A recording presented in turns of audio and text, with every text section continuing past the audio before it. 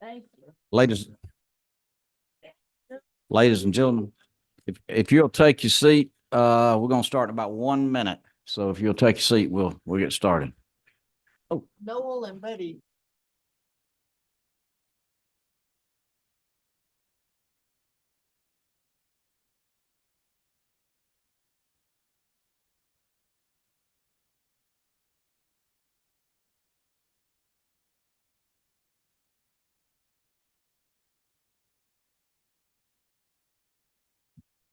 Okay, ladies and gentlemen, let's start out just a minute and have a word of prayer.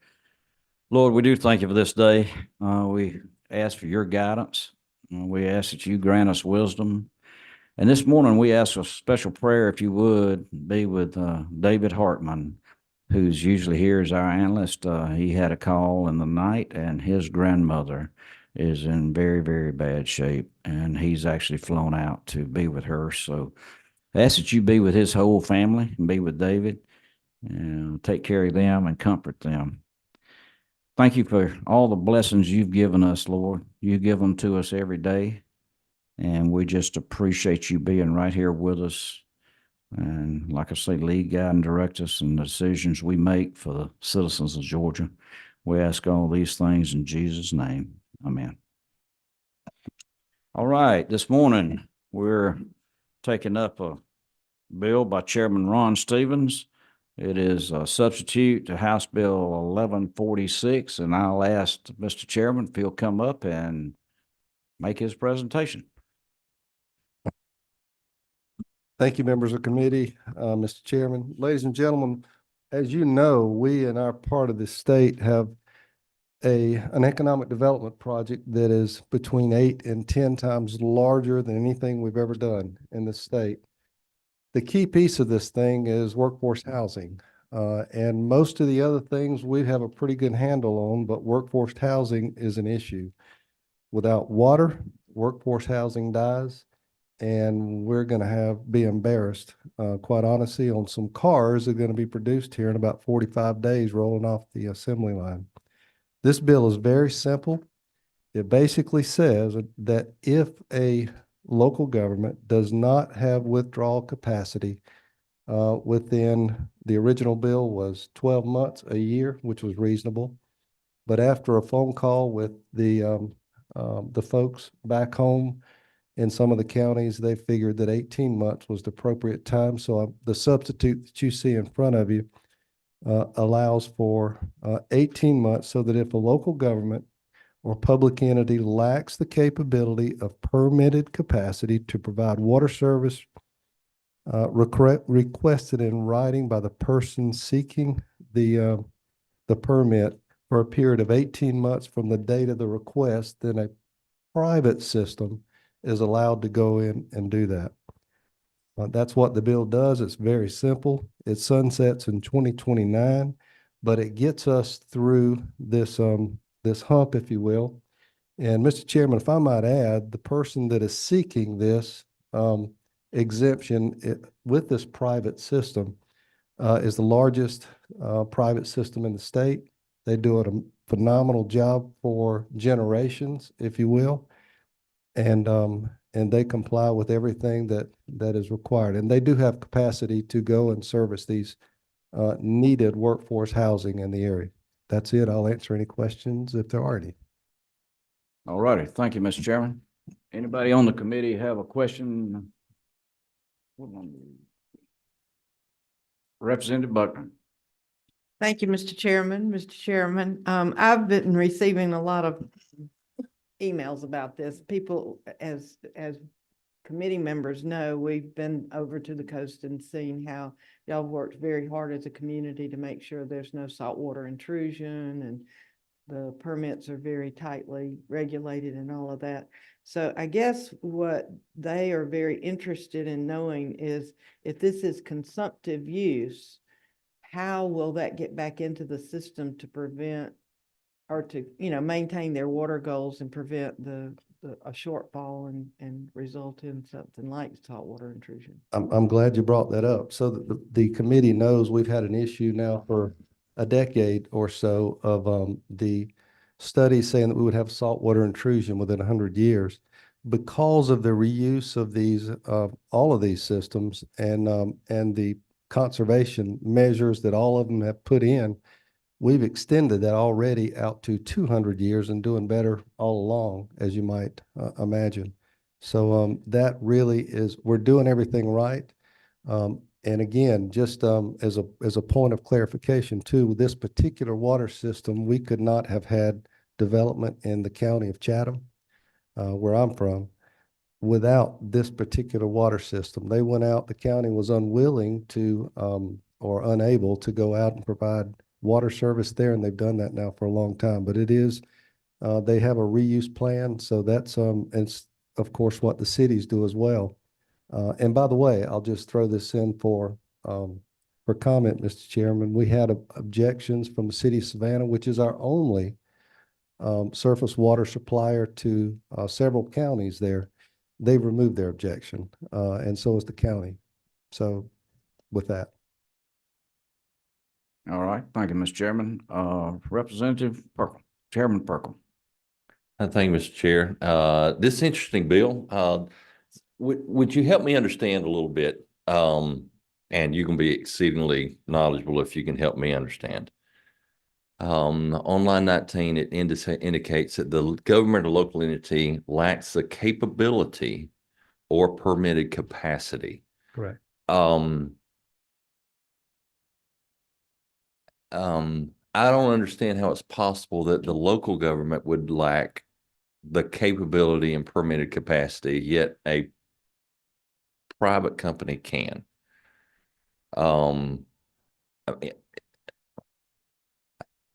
I just don't understand. I'm not opposed. I love to get private companies involved in a lot of the areas that we do. I think we have efficiencies, but I don't understand if local government lacks the capability. Are we indicating that perhaps a private company already has a presence in this area, already has a large permitted ability? They have enough permitted ability to do this particular development, yes, but the county does not at this time. Okay. And one follow-up. And it's probably because it's early in the morning, but to provide the water service requested in writing by a person seeking such service within a period of 18 months. I'm not a lawyer, and it's hard for me to figure out the reading here. This is a private system, so that might help a little bit. So again, So who is providing the written request? it would be the system, the private system. So the private system does the request in writing, and the 18-month period is From the time that the county is notified that they need to, that they're asked to supply service to an area. And so that gives the county a year and a half to provide that service. okay. All right, good deal. Thank you. All right, thank you, Mr. Chairman. Any other questions by members of this committee? Now, we have a few people that have signed up to speak, 4 people. And so we're running 2 subcommittee meetings in this hour-long period. So let's, if you don't mind, keep it to a couple of minutes if you would. And we welcome the first speaker is Mr. Russ Pennington with Water Utility Management.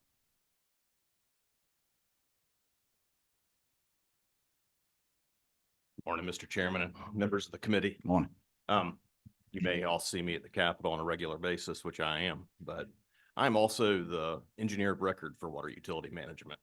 So the Smiths couldn't be here today due to being out of town with conflicts, and they asked me to speak. Clearly, we are in favor of the bill, and this has been stemming for some time, frankly, due to complications in the area with water supply. I think that all originated back about 10 years ago due to saltwater intrusion and trying to mitigate the use of aquifers for the primary water supply in the coastal area. So I hear conversation about coastal aquifer, and I think EPD was doing some research about how to narrowly focus in on that. We support getting this as narrow as possible. And further, you'll see like on line 14, the term delegated authority. That is a term that is used in the rules for EPD and drinking water. Delegated authority is used to assign to a private water utility that has 10,000 or more connections and has gone through a process of approval from EPD that is for engineering. And so they do their own in-house engineering, have standard plans and specifications, and can do that without having to have EPD approval on their expansions. So again, trying to narrow this in as finely as we possibly could. But again, this is for trying to get housing to, you know, complement the growth that has gone through this area. You know, the way the rules are written currently, a private utility has to get a letter of concurrence from the county. And, you know, water utility management's desire is they supply about 31,000 folks water. And they think, well, we're larger than most of the private or public utilities in that area. We certainly have the capability, but being a private company, it doesn't fit into the service delivery strategy. So that letter of concurrence really is a compatibility with service delivery strategy and not trying to infringe. I think the goal is to become a partner with those counties to the point that as those counties have had their water supply reduced over the years, conversations have had very positive effects on some of those counties and zero effect on some of those counties. We're partners in being wholesale providers with some of those counties. And I think that would be the goal. Got capabilities to shift water around. The city of Savannah has water supply issues. They're expanding their surface water plant, which I think everybody would agree is the long-term solution for water supply. But there's a lot of lack of planning in the area. Water utility management has capacity, but it's not tons of capacity. It's a stopgap. And that's why there's a sunset on this. So the goal is, could we be a stopgap? Could we help provide housing for the area? And then the long-term solution, I think, is probably surface water for the entire region. So. Okay, got a question, Representative Buckner? Thank you, Mr. Chair. This may sound totally ignorant, but if the current water supply entity does not have the supply to do this project, where does the private company get their water? It's already permitted. So they have a permit that gives them access to water that they are not using currently. They have a groundwater withdrawal permit in multiple counties in the area and have about, if you consolidated all of those permits, there's about 2.5 million gallons of permitted capacity available. At the individual, it's probably more like 500,000 gallons of capacity. So we're not talking tons, but to support residential growth, there is some there. So one more question. So if they've got this capacity in multiple counties, am I to assume that some water is going from one county to wherever this housing project is going to be that might be in a different county? No, I think the direct answer is no. It could be. There is a history of being able to shift water away from counties. And the goal with that has always been, and the approval of that has always been, shifting away from the center of the Kona Depression. So away from the downtown Savannah, getting out to the yellow or the green zone to have a positive impact on the water supply. So this is not in a yellow zone. It isn't yet. So it would include red zone, yellow zone, green zone. Okay. And I guess that's all going to depend on the definition of coastal aquifer. And who would define that if we're going around the usual authorities? I think that'll be defined in rule. Thank Okay. you. Okay, thank you, Representative Buckner. All right, any other questions by the committee? Thank you, Mr. Pennington. We Thank you. appreciate it. Next on the list is Mr. Mike Backer.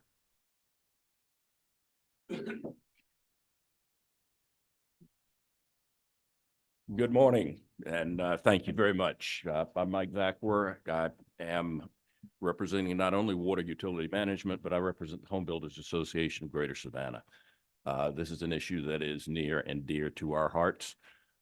We have a wall of employees coming towards the Hyundai plant. The Hyundai complex itself will employ about 8,500 individuals. Ultimately, there will be about 15,000 jobs that are created by not only Hyundai, but the spinoff suppliers. And these people will be all coming to Chatham, Bryan, Effingham, and the areas surrounding. You translate those 15,000 jobs, or the 15,000 jobs, you're translating into over 30,000 individuals, but you're looking at about 15,000 rooftops that will have to be built. As of Tuesday, there were actually 542 employees that were involved directly working for Hyundai and the suppliers. Of those 125, 25% of that workforce are having to find housing more than 65 miles away from the plant itself, because there is just not housing available for them. This legislation in many ways transcends being a water bill, and it actually is a housing bill. And in response to Chairman Perkle's question about the capability, there is no capability in northern Bryan County to distribute water because there is no water system. Bryan County has a water system, and it is in southern Bryan County. Bryan County is bifurcated by Fort Stewart, and the only group in area that has water in northern Bryan County is the city of Pembroke. And so you not only do not have the capability in terms of physical assets, but you also do not have the capability in terms of permitted capacity.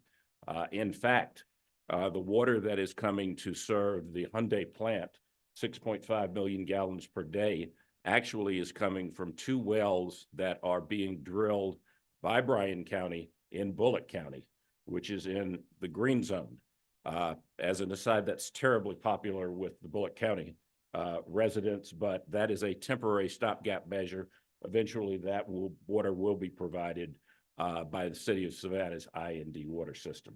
So what we're asking is to have the capability to be able to utilize the 2 million gallons of permitted capacity that water utility management has to be able to establish systems within Bryan County, within northern Bryan County, to provide housing for these employees that will be coming to the area. And that's basically what this does. And I'll be glad to answer any questions that you might have and would appreciate your support.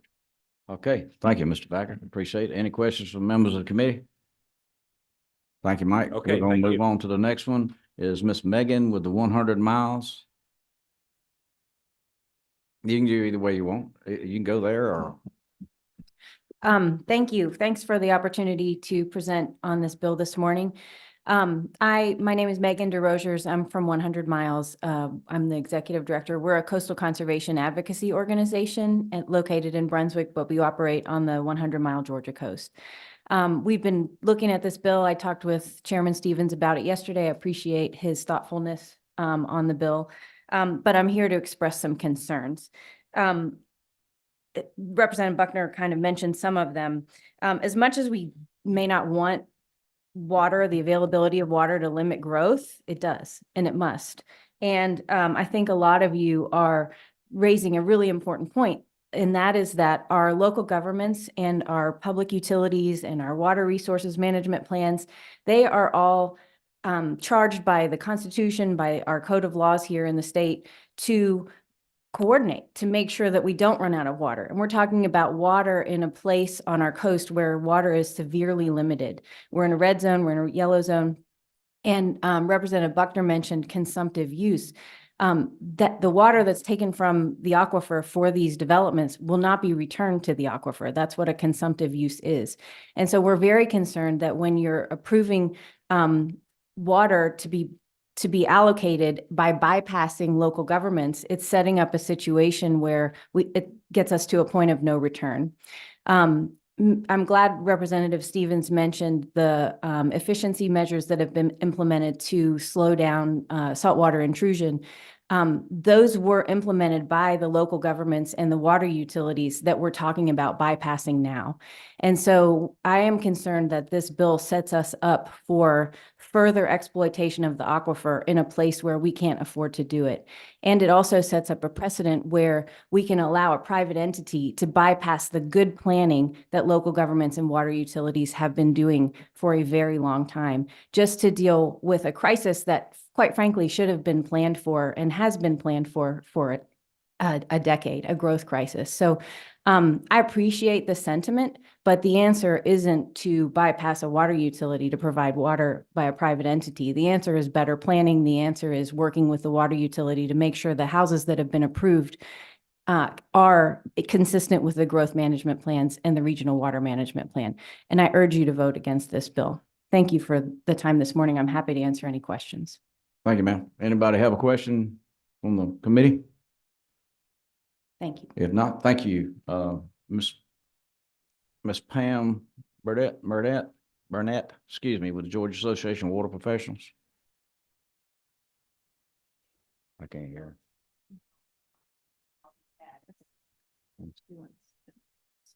Okay, Martha with ACCG.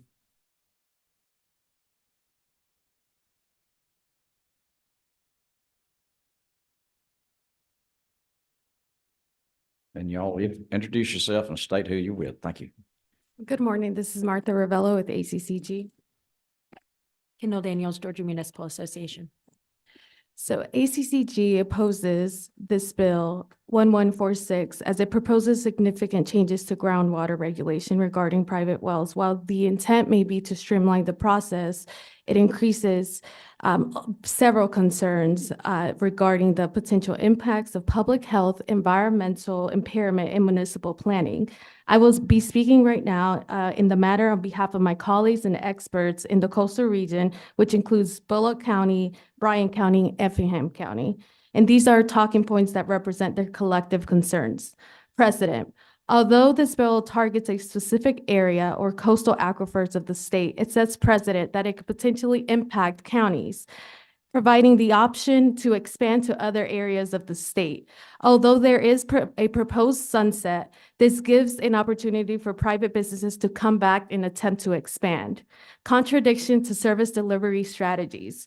It is essential to ensure that the proposed changes align with existing legislation and do not create conflicts, inconsistencies, or unnecessary competition. Public water and sanitary water sewer systems are typically mapped for both existing and planned future service delivery strategy in their documents as stated. The maps provide the insight to private water systems that are more appropriate. Effingham County stated that they tried to share their SDS model with the water utility private business proposing this bill, and they did not take it into consideration. They believe that this bill should be handled with an SDS agreement. Risk of failing private water systems. Private water systems may fail to meet the regulatory standards and provide adequate services, consequently causing an intervention from local governments. This bill could lead to taxpayers bearing the financial burden of addressing failing systems. And, as mentioned before, I think when we talk about local authority, I think that's very important to note that this really, the oversight and not having that level of oversight from state and local agencies, I think that's a big concern for our counties. Accelerating the false narrative that only one component is needed for growth in workforce housing. This bill creates the false expectation that water supply will be the only service delivery component needed to accelerate high-density land development projects and overall growth. Other components are necessary for growth that includes transportation, emergency medical services, law enforcement, sanitary sewer, schools, and courts. The acceleration of this one component could hinder those responsibilities and planning for all other essential delivery components. And of course, there, as mentioned before, there's a contradiction to environmental impact and conservation goals. Private systems are often involved in decentralizing wastewater treatment, potentially leading to increased effluent discharge into sensitive coastal environments. This contradicts EPD's goals of promoting advanced wastewater treatment for the beneficial use and reuse and threatens the coastal water resources. I have a list of more concerns, and so I'm happy to share them with our members. I do want to be respectful of time, and so I will turn it over to my colleague at GMA. But I just want to emphasize that this is a big concern for all of our counties, including the counties being impacted at this moment, which include Bullock, Bryan, and Effingham County, who have stated that they oppose this bill. Thank you. Thank you, Martha. I'm going to just reiterate a few of the points that she made from the city's perspective. So GMA is opposing this legislation because it undermines the authority of cities to plan and deliver the appropriate level of services to their residents. Cities and counties have invested significant time and money in planning for and developing water systems that meets the needs and capacity of their communities. In addition to regional water planning, service delivery strategy agreements between counties and cities are intended in part to guide long-term planning for our water resources and typically map existing and planned future service areas based on projected growth. This bill would allow for development which has not been thoroughly vetted to go forward without the involvement of local governments. This unchecked expansion of private water provided for by House Bill 1146 would cause secondary consequences for these unincorporated areas, the most obvious being that the wastewater has to go somewhere.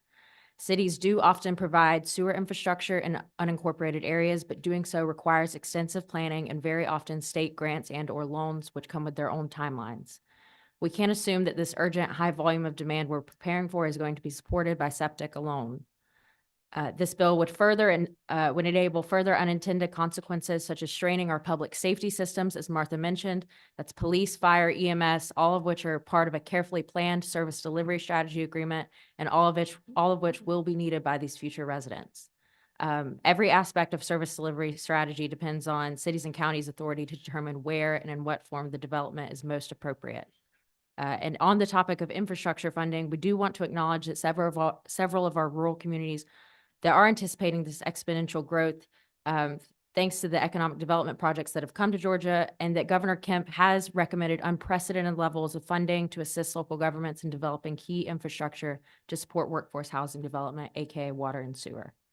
Ultimately, this bill, if passed, would overhaul the existing water permitting process, a process that correctly requires developers to gain consent from the local communities they plan to operate in.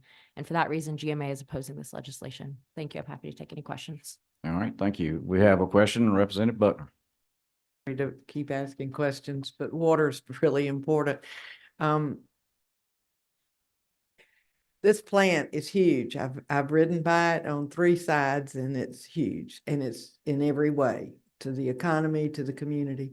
How can we address the problem that we have with or without this bill? I mean, how do we fix this so that we can, make it right and have water for houses? This is why we have service delivery strategies which is a negotiation between counties and cities, and that's how they are able to deal with this problem. And this has been very effective in counties, including in Effingham County. We have some policies in place currently, and they have shared that they're willing to share it among all counties if needed, on how effective it is. So SDS is how we solve this issue. We don't need to take it to the state level. Okay, Representative Townsend. Oh, was that Representative Chairman Perkle? Excuse me. Thank you. I couldn't have Representative Buckner give all the questions, so I had to ask a few myself. So Martha, one of the things that you mentioned in your testimony that I really wasn't, I didn't fully understand. You seem to imply that the water supply will be less reliable in a private system than with a public. Did I read that wrong? In most cases, these utilities do a great job. At the end of the day, if something does happen with the private water system, it will be the local governments ultimately held responsible for whether people's taps come on. Okay, follow up, or do you need me to stop? One more. So it's been my experience that, as a capitalist, I love competition. It appears that we might have some infighting, on like a territorial thing. Cities and counties have got together about this is what the service delivery model looks like. And it doesn't kind of involve, private. One of the things that we've done in Department of Transportation is, we used to do a lot of road work, right of ways and cleaning up and cutting down trees. And a lot of that is done, and we contract that with private entities now, and we've seen cost savings, but adding competition to the model seems to kind of work, and get efficiencies. And if they're following the protocols of, all right, this is how much you can withdraw. This is where the wells have to be in the green and yellow and whatever. I don't understand. And maybe it's because my understanding is limited, but I don't understand, unless it is a territorial thing, the big objection. I would say that this does work efficiently in many circumstances. As in the example of Chatham County, they've been able to, the water utility management company has been able to supply water to that region, and that's worked great. And it does create efficiencies in many circumstances. The missing component in this case would be the consent by the local government that agrees that they're not able to provide that capacity and passes that off to the private company. Surpassing local government authority. Okay. ultimately. Okay, so I'm infringing a little bit on Chairman Corbett's time, but we got two more, and those are the ones we're gonna take. Representative Drummer. Thank you. Thank you. Thank you, Mr. Chairman. I'm kind of like Chairman Perkel. I'm thinking about really why we're here. If you have an SDS process in place, and I apologize, I missed the first part of the conversation, but we're here because the local governments have objected to supplying water to the plant. Is that what's the bottom line here? So we're here because there's a private business that ultimately wants to override the local authority to be able to provide water supply in this part of the coastal region. And so we are clarifying that there's a need of oversight, especially when you are at such a rapid, when these developments are happening at such a rapid rate. We need EPD and as well as the local government to provide oversight, especially with these privately owned wells. Okay, number 29, Chair Lady Smith. Thank you, and thank you to all the presenters and for bringing us both sides of this issue. Essentially, it is my understanding, I might need to ask the author of the bill this question. This is what is considered a trigger bill. It does not activate until the time is given to our local governments to do a service delivery strategy and start producing. And so it was a 12-month period. It's been extended to 18 months. So this bill, I understand, is not to override, maybe competitively encourage the thoughtful but quick organization of a service delivery strategy that works for the industries and housing coming that way. So in reading and rereading this bill, it is simply a trigger bill, and it is triggered only if the service delivery strategy cannot deliver. So will the bill's author please speak to that? Very, very well put, Madam Chairman. And Mr. Chairman, and thank you, Madam Chairman, you really nailed it. This is, again, a trigger bill. It wants to give the local authority the opportunity through a conference call that we had the other day, and Bullitt County was on this call. They told us flat out that 12 months may not be the number we need. We need 18 months. Well, that's in the bill. That's in the sub in front of you.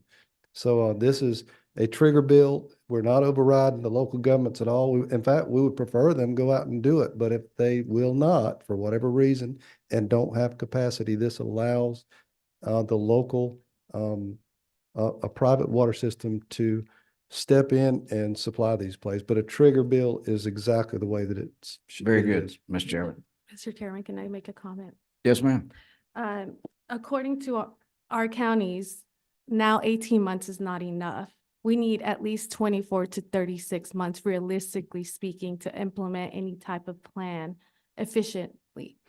Well, I think 18 months gives everybody time to look at it. We're back in session 12 months from now, and that's tomorrow, isn't it? No, we're back in session like 12 months from now, so we still got time to take this issue up. So I'm gonna allow one more question.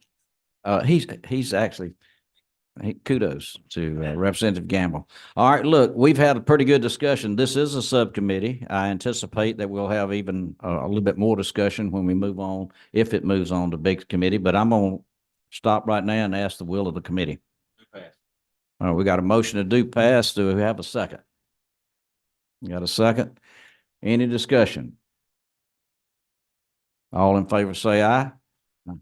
All opposed? Do pass. You're headed to full committee, and that will be announced when that full committee will be taking place next week. Thank you. Thank you, everyone.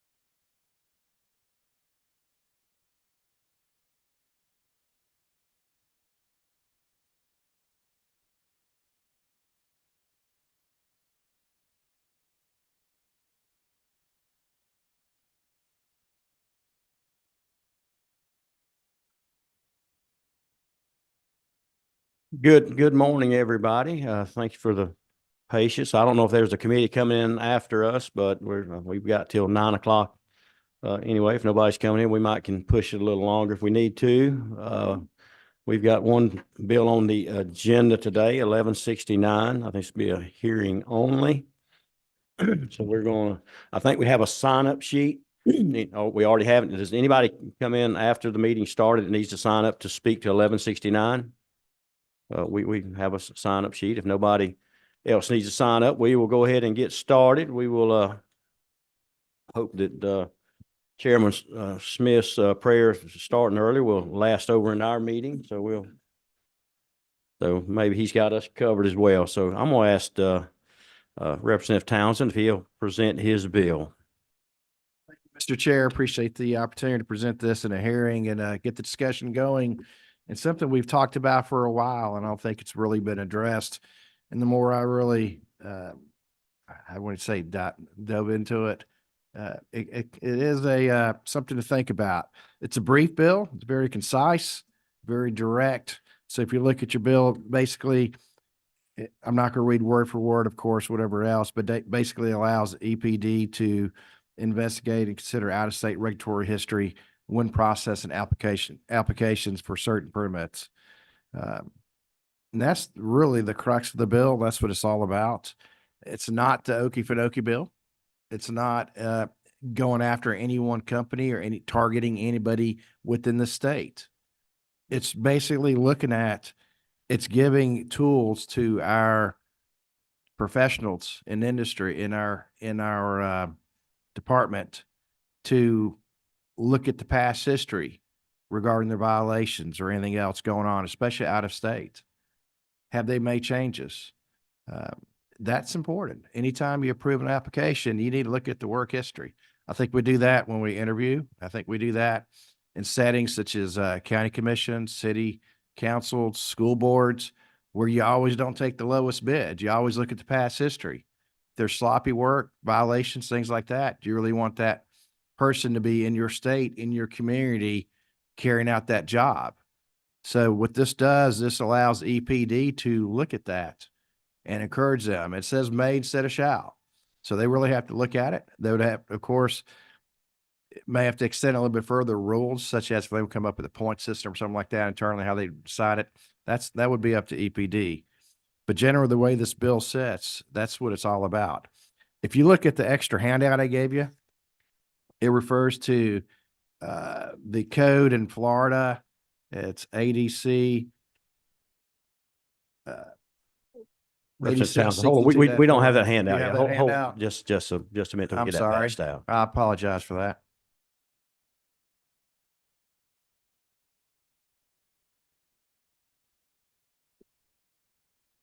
What you have in front of you as you get it, receive it, it's just basically one section of that code.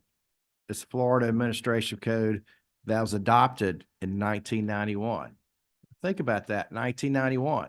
So the arguments you'll hear today and in the future, I believe we'll have this in the future as well, is this will hurt economic development if there's a bad actor inside EPD. I'm more worried about bad actors out there instead of EPD personally. I kind of like our department. I like our natural resources. Anyway, if you look at the that one excerpt there, it talks about, I'm not going to read it word for word, but it talks about the department shall take into consideration a permit applicant's violation of any department rules at any installation when determining when the applicant has provided reasonable assurances department standards will be met. And it carries on a little bit more. Again, this was adopted in 1991. Part of that section that you don't have in front of you also talks about how department may issue any permit with specific conditions necessary to provide reasonable assurance that department rules can be met. So Florida's already got in place some safeguards for their citizens since 1991, and they've done pretty well economically themselves. I don't think it's really crushed their economic development. I've got friends on both sides, guys. I've got friends who will be supporting this bill. I've got friends who will be opposing this bill, and that's okay. We're still friends. We're just agreeing to disagree at times. I respect them a lot. I respect the people not supporting this bill, but at the end of the day, we have to do what's right for our citizens. I think that's important. If you look at line 17, it talks about civil penalties increased by such applicant in other states warrant denial of permit. So basically, again, this just gives EPD, that kind of drives it home of it allows them that flexibility where if they see someone, especially from out of state, with previous violations, previous transgressions, to consider that in the process. And that's basically it. It's short and sweet. Again, I just want to make sure you knew about Florida, what they're doing. They've been doing this since 1991. I can't stress that enough. And this isn't targeting anybody. I've got friends on both sides, and I respect both arguments. But at the end of the day, I'm going to trust natural resources and our governor who appoints the commissioner and our legislative body who handles the budget for that great department. And at that time, that's it, Mr. Chair. All right, the board's lighting up. Number 27, Representative Persinger. Thank you, Chairman. If I read this correctly, it's just an applicant from any other state. Do we already do this for people that are in state? And if not, should we not add in-state and out-of-state actors? Good point. And follow-up question, when would this, if this passes, when would it take effect, and would it be retroactive or only on any future It permits? couldn't be retroactive. I would start at January 1st myself. I know right now it would be assumed when the governor signs it, but I think you'd have to have time for people to get the policy in place and everything else. That would have to be a substitute and include the date.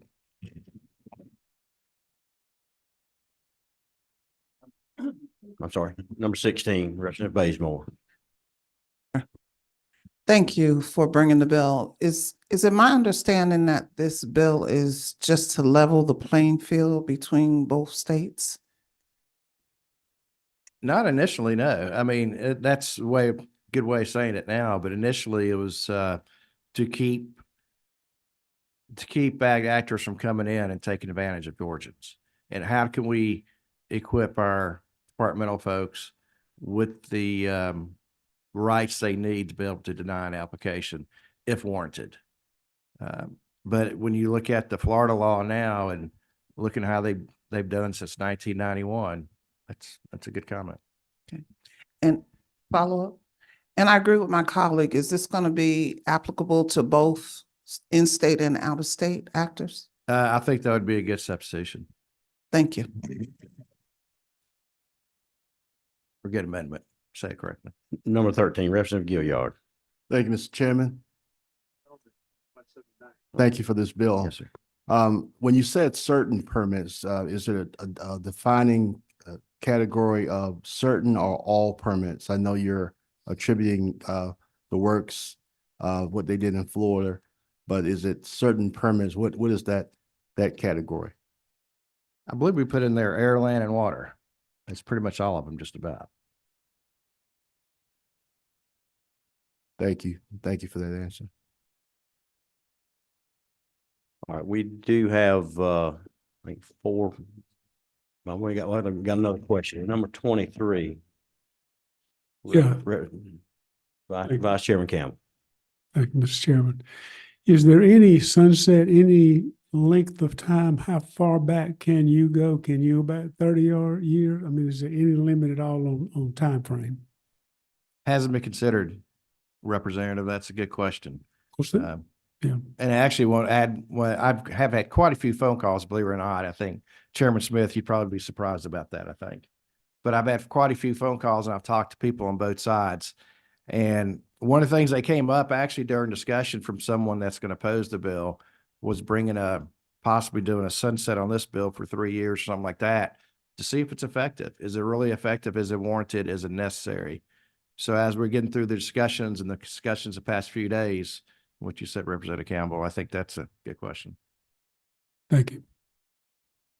All right, I will say I do like where the director may. I mean, you give them leeway, some discretion to look at what they're doing, but I do have some concerns about, regulatory history, that being the kind of a broad definition of, kind of, I don't know if we need to tighten that up. I know I had a bill yesterday on fines where somebody willfully done something. I know cases where you might have a natural disaster come through and cause a environmental issue that out of somebody's hands, even though they're doing the best they can, but you have a hurricane, earthquake, whatever. Correct. And now they have violated some rules and get a fine in another state that was really I don't know,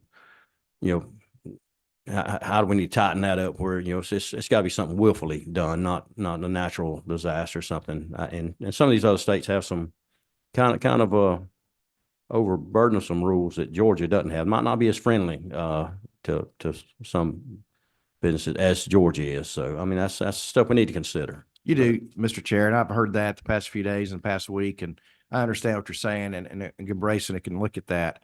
And that's why I was trying to find a conservative state to look at something similar. I would say Governor DeSantis is pretty conservative and I think just something to think about. All right. We do have, I think 4 or 5 members signed up. I'm sorry, 2. The other with the bill before us. Judd Turner, if he will come to the podium or the table, wherever you'd like to come and tell us your name and who you're with.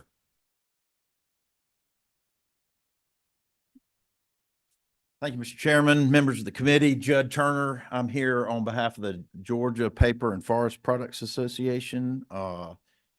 Also in my past capacity as the EPD director, the old EPD director. So I have not talked to the present EPD director about this, and certainly don't represent the division in these comments, but really just I serve as environmental counsel to the Georgia Paper and Forest Products Association. So in that context, let me just share a couple of thoughts.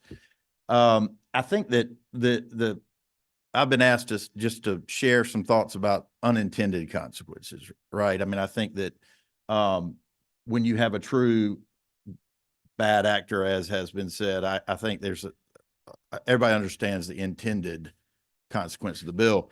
I think a lot about and Mr. Chairman, you made this point. You've got a different regulatory environment in other states. There are things that are not regulated the same way there. I mean, I think about odors. I mean, there are places where violations are going to be, and many of our members are multi-state national corporations, right? So they're going to have presence and permits in other states, and there are going to be issues around compliance. Again, not necessarily willful, and might not even be an issue in Georgia in terms of technical violations. So there's that. I recognize the bill is permissive. It's May. So obviously an EPD director can weigh all that out, pass rulemakings on that to try to get that tighter. All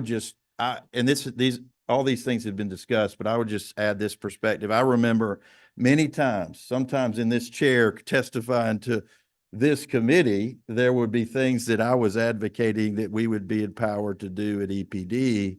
And there was always reticence, not because people didn't respect the job we were doing. Now some didn't, but because the question was what happens with the next governor. I mean, because that's who's going to appoint, in essence, the EPD director. So everybody trusts the operation. I think philosophically, the balance between economic development and environmental protection that we have going on in the state right now, I think we have a great record in that respect. And so there's a lot of trust that this kind of authority, this kind of permissive authority would be well administered by the present leadership, but that could change. So it's always something to think about. I know that also discretion always sounds good until you have it in the regulatory context. And so one of the things that's helpful to an EPD director, having been in that job, is to have a series of state requirements that are clear. We're going to get better environmental protection, better economic development, better balance when the rules we've set in the state are clear and the EPD director calls balls and strikes. You give too much discretion, and it doesn't matter how good you are, you're going to have challenges with consistent application. And so the last thing, and this idea about whether we should apply this to in-state and out-of-state, I think is as a lawyer, I'll step back and make the lawyer point, not the past director point. I do think you got some due process challenges if you just keep it as an out-of-state deal. I think under the Commerce Clause, you're going to have challenges with that. And I also, just last point, I could imagine that wielding this authority in this fashion the state would have to think hard about it, no matter what actor they were dealing with, because you're going to talk about some serious litigation on the back end of that. So with that, Mr. Chairman, I'll turn it back to you. Do we have any questions for Mr. Turner? I would say I agree with you 100%. The current director, I've got a full approval of him, full faith in what he does. I know he's going to look at the facts and make decisions based on the facts. But yeah, I can see going forward, we might not have somebody that does it. Somebody might want to put their thumb on the scale and weigh in with ideology or personal beliefs, and we need to base our decisions based on facts. And I appreciate you and our director. Thank you. I see no further questions. Wes. What name? Yep. Robinson. Okay. I'm hard of hearing. Thank you, Mr. Chairman. My name is Wes Robinson with the American Chemistry Council, representing chemical manufacturers. Mr. Turner's comments largely mirror my own, so for the sake of time, I'll refrain from that, and just wanted to say that we, very much agree with the intent that, there's no place for bad actors, and that's why our members are required to participate in a globally recognized environmental health and safety program called Responsible Care. But I did just want to flag that there are some instances, and granted, hopefully these are rare, where you may have an exceedance of your permit. We alluded to some weather events, and And a large industrial site, particularly, chemical plants, can take multiple days to shut down. And when you have a hurricane, you can plan for that to some extent, but other events like perhaps a tornado, or like what we saw in Texas with a winter storm a couple of years ago, where I don't think anybody really expected the extent of the power outages that we saw.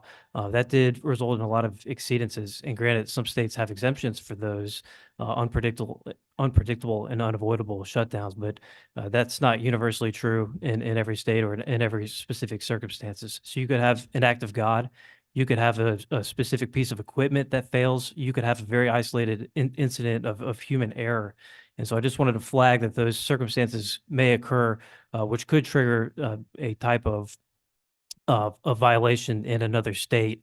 And this could become a very discretionary process, like Mr. Turner alluded to. And so in a process that should be objective, this does make it increasingly subjective. And there are many reasons why such an exceedance may occur. So thank you for your time. Do we have any questions for Mr. Robinson? Not seeing any, and I think that was our last member signed up to speak. The chairman would like to follow up and add any other comments? What number are you? Thanks, Mr. Chairman. No, I just conclude, appreciate everybody's input. I just we look at, worried about lawsuits, things like that. I think Florida has solved that problem. I don't think they're getting sued every day. So that's something we have to look at. And if there's a model out there, why not look at it and do what's best for Georgia? Well, thank you. Like I said at the beginning, this was a hearing only. I do appreciate the bill, but I think there's some stuff we need to work on. And like I say, if there's a good model out there that they're doing it, we can look at that, and I think have the conversation over the summer, and come back again at a later date and address this. Thank you. Well, I got a comment right here. When you leave here, if you want to stop by room 216 in the Capitol, we got the Metro North Georgia Water Planning District. I'll be there in room 216. So if you have any questions about water, drop by there before you go up to the session. Thank you, Jerry Usher. Meeting is adjourned. Thank you.